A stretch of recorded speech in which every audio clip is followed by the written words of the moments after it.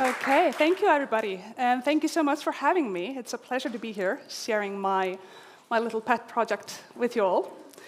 So yeah, I'm Freyja Sigurðardóttir. I'm a lecturer at the Department of Business and Economics at Reykjavik University. And I'm here to talk about gamified peer review. So, lecturer in marketing. I've got a master's degree in marketing, and I'm currently working on a postgraduate diploma in university teaching at the University of Iceland. And I'm not alone. I'm alone here, but I have collaborators. There's John Baird, educational developer, and Freyja Sigurðardóttir, associate professor at the Department of Psychology, both at Reykjavik University. What am I doing? Okay. So, what is gamification? It's a question I get asked a lot when I talk about this project. So this is one definition. It's about integrating game design elements, principles, and mechanics into educational contexts. And I put the asterisk there because it doesn't have to be in education. It's widely used in marketing, for example. But now, obviously, we're talking about education. You might know this from apps such as Duolingo, which is like a really good example of gamified education. So this is what I'm working on. Gamification has been shown to have positive effect on engagement and motivation, both extrinsic and intrinsic motivation. So it was something I felt curious about and wanted to explore further.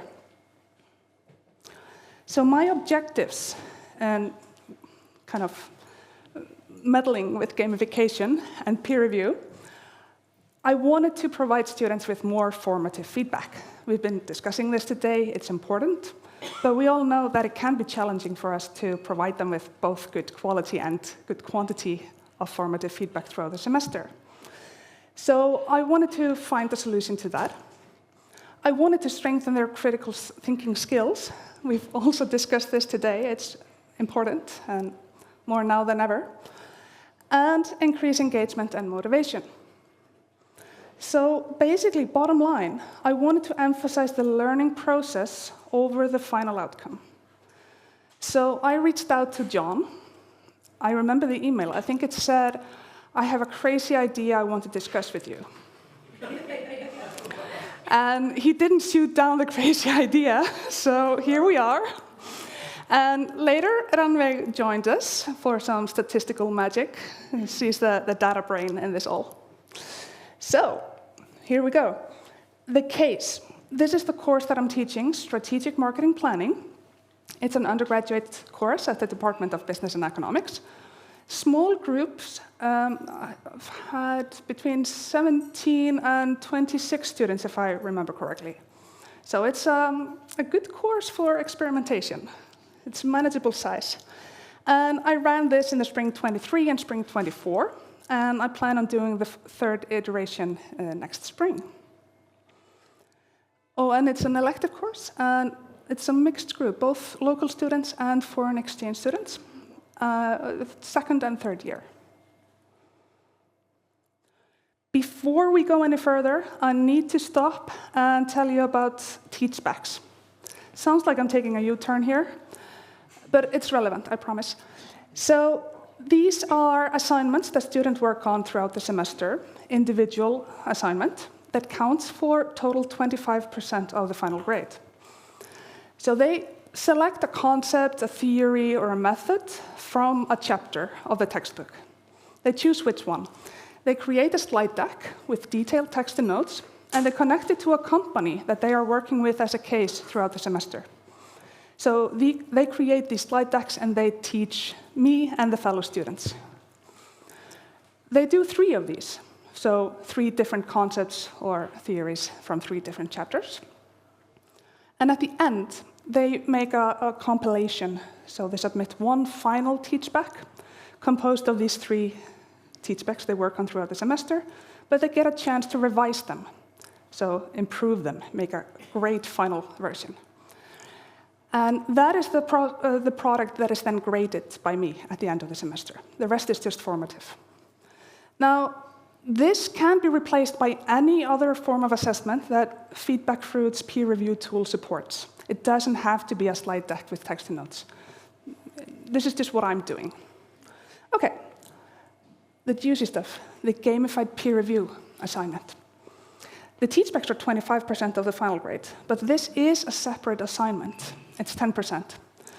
And this is a simplified, well, a good version of the process.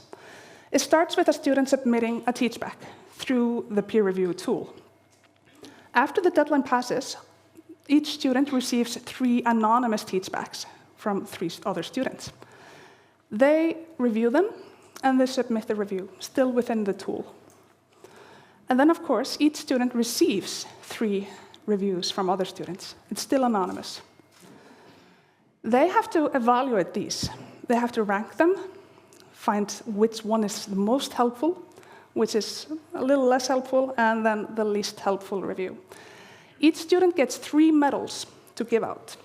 1 bronze, 1 silver, 1 gold. Nothing more, nothing less. So they have to give them out based on helpfulness. Obviously, the most helpful one gets the gold. They use the reviews they receive to improve the final teachback, because that's a revised version. And this happens 3 times, because it's 3 teachbacks, right? At the end of the semester, they submit the final version, and they also write a response to reviewer letter. It doesn't actually go to the reviewers, it's only seen by the teacher or the teaching assistant, but it's a reflective exercise, where they justify the changes they made, and maybe more importantly, the changes they didn't make. Like, a reviewer suggested this, but I decided not to do it because, because the reviewer isn't always right. As in academia, we know that. I don't have anything under revision right now, so I'm safe. So, bottom line here, the more gold medals a student receives, the more experience point they get.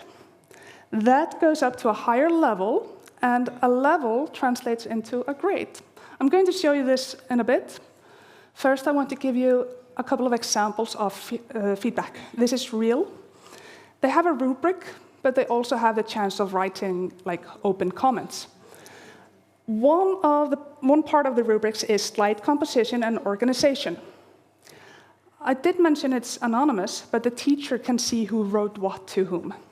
So here we have Courteous Amber Peach complimenting Sensible Fuchsia Cherry. Your slides are good, simple, but straight to the point. Maybe bigger pictures and bullet points instead of paragraphs. Just a suggestion. Well done. Yeah, so nice. Here is feedback on sources, another part of the rubric. The recipient is still Sensible Fuchsia Cherry, but it's Generous Pink Cherry, giving out this suggestion. You can see it's labeled. This is a minor comment. We use the IPA 7 system for citations. It's a minor comment, including a link to a helpful reference, a helpful resource to improve this for the final version. So this is a good way to use the comments. They're not required to write a comment, but you don't stand much chance of being the most helpful reviewer if you only follow the rubric. You want to give something more. So after each round, I publish a leaderboard on Canvas. This is a competition. I blurred out the student names for obvious reasons. They are allowed to be anonymous. That hasn't been very, I think it was the first time I did this. There were 2 anonymous students, kind of defeating the purpose of anonymity, since there's 50% chances you know who it is. But they do get the chance. But here you can see that this is after the final round. The top student got all the way to level 6 with 25 experience points because they got 7 gold medals and 2 silver medals. Well done. And because it's 3 rounds and gold medal is 3 XP, this is really good. The bottom student, we don't have to discuss that. They didn't participate at all. Some students got less than 9 medals, and that's because they didn't participate in all rounds. So we have a nice range there, many different levels, and you can see how the experience points turn into levels that represent a grade. I use the analytics from the tool. I import it into Excel, and that's where I make the leaderboard. It's nothing fancy, but it shows the information it needs to show. It's all fun and games, but sometimes a student does submit a teachback, but doesn't submit a review. Or they submit a teachback, they do review peers, but they don't award the medals. And they can also award the wrong medals. What does that mean? 2 silver, 1 gold. What about the bronze? Or they can also, because FeedbackFruits, the evaluation is on a scale of 1 to 10. I don't need 10 numbers, we only have 3 medals. So that can cause confusion. And then, of course, a student might be unfair in the evaluation, just assign random medals without actually reading the reviews. So in order to mitigate this, I put a lot of effort in the instructions and support. And this is something I'm trying to improve between semesters. So what I do is I made a video with general instructions about the teachback peer review process, why we're doing this and how it works. I explained the experience points and so on. And John, he made a video about the submission and review process, so more on the technical side. I've had discussions in class, both making sure they know what they're doing, why it matters, and also to discuss the meaning of helpfulness. Because it's not just about stroking the ego, it's about giving helpful advice. It doesn't have to be, oh, wow, great job. And sometimes I've been able to give them time in class to finish this before the deadline. So if somebody forgot to do it, they get a chance to finish in class. This is something I'm always trying to improve, and I think it's important. But what's also important is feedback from the students. So at the start of the semester, I had more of an informal survey, asking if everything was clear, if I needed to clarify something. Then at the end of the semester, I sent out to them a larger survey. And it's identical between years, so I have rather good data to work with, which is very exciting. And when Rannveig joined us, she gave us insights that I was very, very excited to see, because we had only been looking at the descriptive statistics. Oh, and the open comments. This is from an end-of-semester survey. So, asked about this teachback peer review process, the student said, in theory good, however, it can be very frustrating because I actually put in work for them and didn't copy-paste them. I know that many people did, and also the medal awarding was done randomly. I was sad when I saw this, but it's good to have this insights. I don't know what many people actually means, but this is something we need to work on. We need to address this. But there were also some positive answers. It encourages students to be more thoughtful when giving their reviews. I like that. I think it's great to give this opportunity as you encourage people to participate and put more effort. Yes. And I like that one part of evaluation is based on peers. I'm usually not into competition, but this version of giving out medals was fun. So, yeah, overall, there were more comments than this, but we got some very good comments and good insights. My own final teachback was improved due to peer reviews I received. Now, these are small samples, but it's very, very positive. In 2023, only it was 43.5 and 17.4 who agreed to some level. And it was even more positive in 2024. So that was very, very nice to see. Similar, my own final teachback was improved due to me reviewing teachbacks of my peer. Not as overwhelmingly positive, which is very interesting, but this is something that maybe we need to work on to help them work with this, because in theory it's beneficial, So this is something to work on. And this is the information we got from Rannveig when she did the analysis.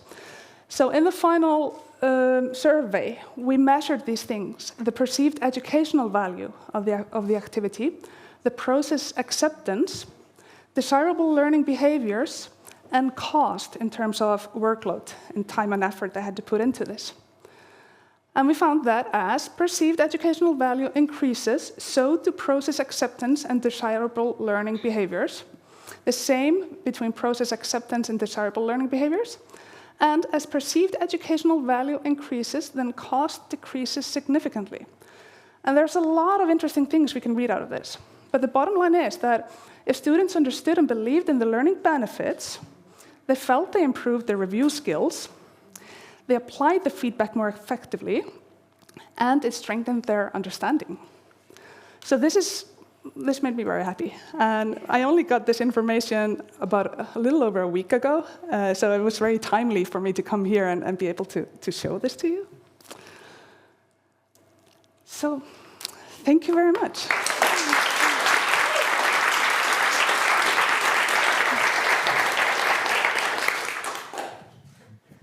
Thank you so much for the presentation. Thanks. It was very insightful, especially I think we'll all be curious to see how you develop it in future years as well. How many questions can we have? 1, 2, 1? Okay.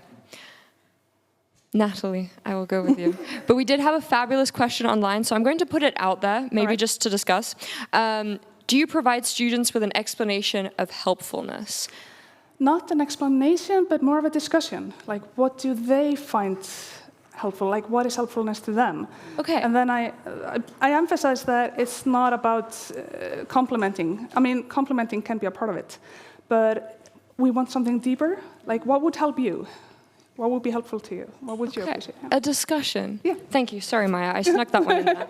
Thanks so much, Grace, and thank you so much for this amazing presentation. I really am. I mean, working in a video game school, I'm a big fan of gamification on every level, and I really love the way I loved hearing about the way you implemented it. I have one reference for you, and I wanted to ask you a question sort of based on this reference. I don't know if you've heard of Marie-Jo Leroux. She's a video game designer turned instructional designer, and now helps instructional designers implement gamification. And she's got all sorts of amazing resources about gamification and how to sort of move beyond points, badges, and leaderboards, but really use more sophisticated game mechanics to tap into learners' intrinsic motivation. And she talks a lot about active teaching methods, which I think is great, because we hear active learning a lot, but not necessarily active teaching. And I'd love to hear more about those discussions, similar to the question online. What do those discussions in your class look like? How do you encourage your students to, how do you tap into their intrinsic motivation so that you get the result that you want? That's a good question. No, I think it's just about like them being honest with themselves, and that kind of translates into them being, fair to others. If you want good feedback, you have to give good feedback, and just don't do it randomly and all. So I think it's more of an open discussion. In this class, I haven't had like very active, I'm just going to be honest, like this hasn't been very active discussion. So it's a bit more than me just lecturing about what helpfulness is. Like there is some interactivity, but I would like it to be more active. And this is probably on me, and it's something I'm going to try to like prepare better next time. But yeah, I think it matters that they actually think about it, and they, what do they want out of this? And what do they want from their peers?